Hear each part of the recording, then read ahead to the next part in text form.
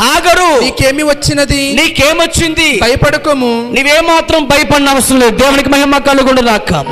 ఈ రోజున ఐసీయూలో పెట్టబడిన ఆ కుమారుణ్ణి కూడా, ఐసీయూలో పెట్టబడిన ఆ కుమార్తెను కూడా, ఆమె ఎదురుగా, ఆమె బిడ్డ ఎదురుగా బాధపడుతున్న ఆ కుమార్తెకు కూడా దేవుడు భయపడకూడి అని వాగ్దానం చేస్తున్నాడు. దేవుని గట్టిగా చప్పట్లు కొడుతూ స్తోత్రాలు చెబుతాం.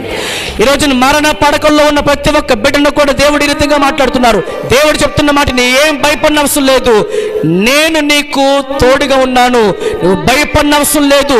365 సార్లు రాయబడినటువంటి ఆ మాట, భయపడవద్దు, భయపడవద్దు, భయపడవద్దు, నేను నీకు సహాయకుడినే ఉన్నాను, నేను నీకు ఎబెనేజరును, నేను నీకు ఆదుకునే సేవకుడను. దేవునికి మహిమ కలుగునుగాక. నువ్వు నమ్మకం మాత్రం ఉంచితే చాలు, అద్భుతమైన కార్యం చేస్తాడు.